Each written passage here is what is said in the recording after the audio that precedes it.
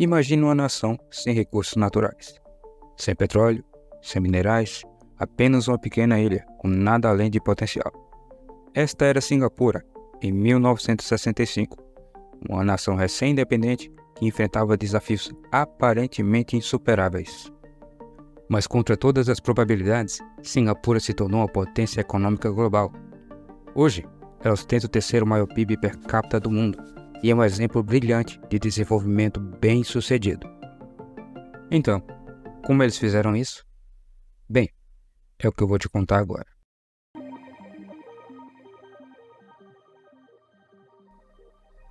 Antigamente, Singapura, sob o domínio britânico, enfrentava a pobreza, o desemprego e a falta de infraestrutura.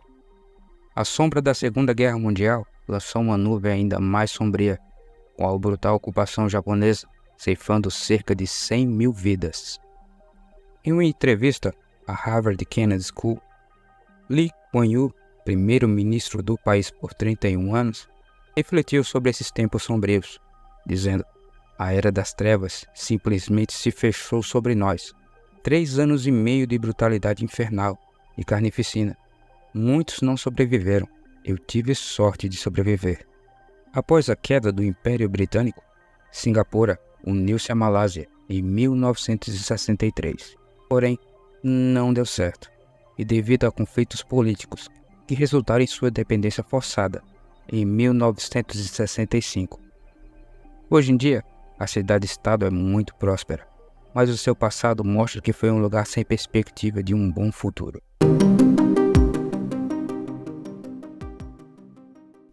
Mas o primeiro-ministro tinha um plano claro para o futuro da nação.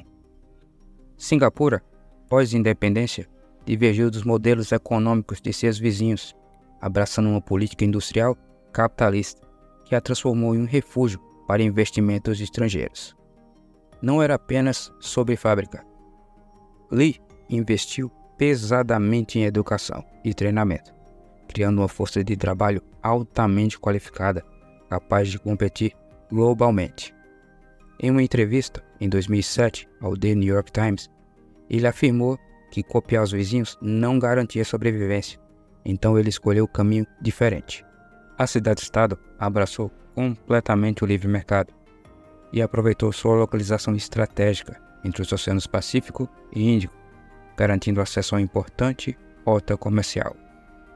Segundo Linda Li, especialista em política econômica do Sudeste Asiático, Singapura tem uma localização estratégica na área mais populosa e que mais cresce no mundo. Hoje, o país tem uma economia baseada em serviços, especialmente em finanças e logística.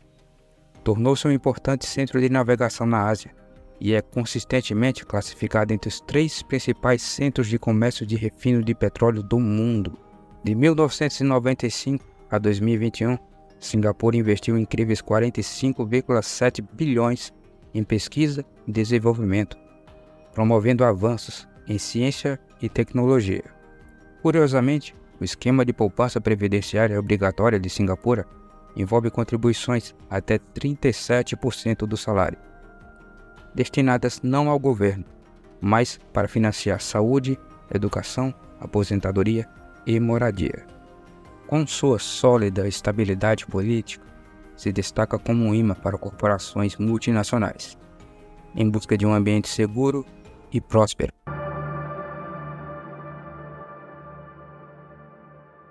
O que explica a notável estabilidade política de Singapura é a governança contínua em um único partido e líder. O primeiro-ministro, tendo vencido 7 eleições e governado de 1959 a 1985, detém o recorde como o líder mais duradouro do mundo. No entanto, seu estilo autoritário foi alvo de críticas de outras nações. As leis rigorosas impactam a liberdade de expressão dos habitantes da cidade-estado. De acordo com matéria da BBC, Lee mantinha o controle sobre cada aspecto da vida em Singapura, monitorando até os hábitos dos cidadãos. Em uma tentativa de controlar a população, os impostos foram aumentados para aqueles com mais de 2 filhos. Além disso, mulheres com ensino superior foram posteriormente isentas dessas medidas para incentivar famílias maiores. Por seu alto nível de controle, levou Singapura a ser apelidada de Estado Babá. Esse controle rigoroso se estende não apenas à vida dos cidadãos, mas também à imprensa. Lee tinha o hábito de processar meios de comunicação que discordavam de sua opinião. Delitos específicos no país carregam penalidades severas, incluindo pena de morte até mesmo castigos corporais. Em 2010, um pichador suíço foi condenado a 3 chibatadas por vandalismo. Esse controle inflexível também se reflete na limpeza e ordem de Singapura. Porém, não é apenas o forte controle que faz o país permanecer tão limpo.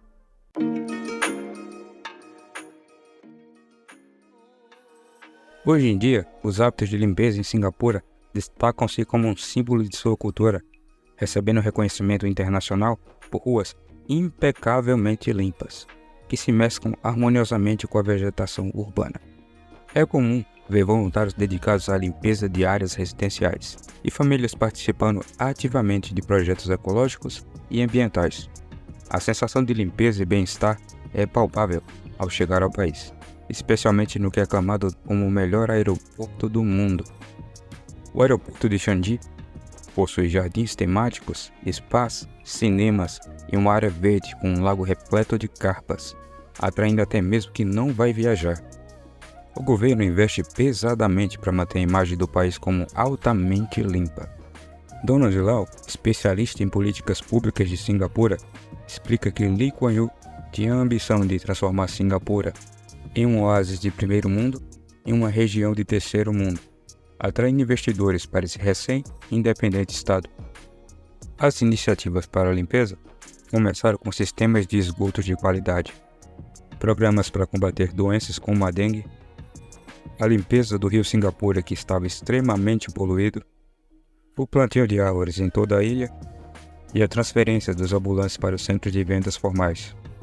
Em 1968, Lee iniciou a campanha Mantenha Singapura Limpa, utilizando multas como forma de controle para manter as ruas e outros locais públicos limpos. Essa prática continua até hoje, com multas variando de no mínimo 300 a 5 mil dólares de Singapura. Os motivos para as restrições e penalidades podem parecer estranhos para quem não vive no país, como a proibição de importação de chicletes, multas por não dar descarga em banheiro público ou até mesmo multas por cuspir. Apesar das medidas punitivas, há investimentos substanciais em campanhas ambientais. A Agência Nacional do Meio Ambiente de Singapura gastou cerca de 3 milhões de dólares singapurianos em campanhas e atividades de conscientização para coleta e tratamento de lixo. A sensação de limpeza e segurança não se restringe apenas aos grandes centros urbanos, mas também a áreas como Geylang, o único distrito da luz vermelha legalizado do país. Há um grande contraste entre o Distrito Financeiro Central e Geylang. Enquanto o primeiro tem arranha-céus bem cuidados, o segundo exibe placas datadas de anúncios de sex shops, cafés noturnos e karaokês. Apesar da grande diferença entre a metrópole e Geylang, ainda há a sensação de segurança, graças ao monitoramento de câmeras de vigilância na área. Em resumo, se você espera limpeza e segurança em Singapura, não ficará decepcionado.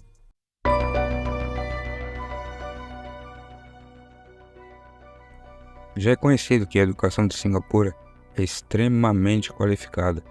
De acordo com matéria da The Economist, o sistema educacional do país é um dos melhores do mundo e frequentemente se encontra no topo do Programa de Avaliação Internacional da OCDE, tendo alunos com um alto grau de conhecimento matemático. E aqueles que já são graduados se encontram nas melhores universidades do mundo. Em 1965, o país possuía uma população totalmente oposta de suas condições atuais, pois a maioria era formada por pessoas pobres e analfabetas, e haviam poucas com acesso à informação. Já no início de sua independência, Singapura priorizou a educação e qualificação de seus habitantes.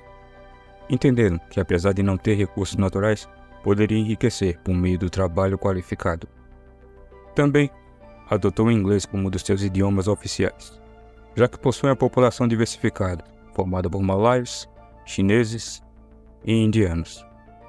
De acordo com pesquisadora da área de educação, Ilona Bex-Querraz, em entrevista à Gazeta do Povo, disse: "Se você olha um livro didático de matemática de Singapura, vai ver uma matemática bem puxada, mas com exercícios muito bem calibrados para cada ano e complexidade crescente." Ela também ressalta que enquanto noções de fração aqui no Brasil são aprendidas no terceiro ano, em Singapura os alunos aprendem logo nos primeiros anos escolares. Os professores recebem treinamentos de técnicas mais recentes de ensino, para estarem sempre atualizados. Os que se destacam podem receber cargos no Ministério da Educação e anualmente são submetidos a avaliações rigorosas de avaliações de desempenho. Enquanto no Brasil, cursos de licenciatura e pedagogia são conhecidos por possuírem notas de ingresso mais baixas, em Singapura, para se tornar professor é necessário demonstrar um desempenho mais elevado. Dessa forma, apenas os jovens mais qualificados se tornarão professores. Eles são escolhidos entre os 5% dos alunos com melhor desempenho acadêmico do país. Segundo Cho Bung-gu, gerente do Instituto Nacional de Educação de Singapura, um professor tem a mesma remuneração que um novo advogado ou médico no serviço público. Ou seja, eles realmente reconhecem quem vai mudar o futuro do país.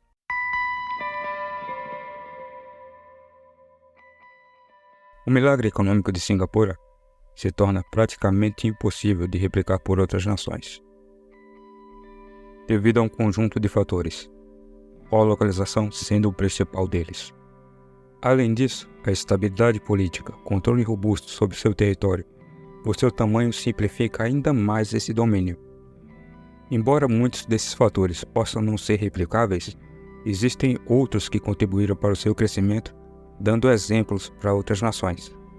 Notavelmente, o investimento de Singapura em educação se destaca, pois, apesar da falta de recursos naturais, utilizou estrategicamente o capital humano para fortalecer sua força de trabalho. Além disso, as medidas adotadas para atrair inúmeras empresas para o seu território também desempenharam papéis significativos em sua ascensão, já que eles entenderam que as empresas estrangeiras gerariam empregos e movimentariam o PIB do país. Compreendendo isso, eles se tornaram um líder no ranking de liberdade econômica. O país está longe de ser uma utopia, mas utilizou astutamente seus pontos fortes, criando ainda mais incentivos para o desenvolvimento econômico. Mas me conta aí, o que você achou do crescimento de Singapura? Já conhecia a história do país? Compartilha com um amigo e escreve aí nos comentários qual outro país ou tema sobre economia você gostaria de ver aqui no canal. No mais é isso, forte abraço e tchau.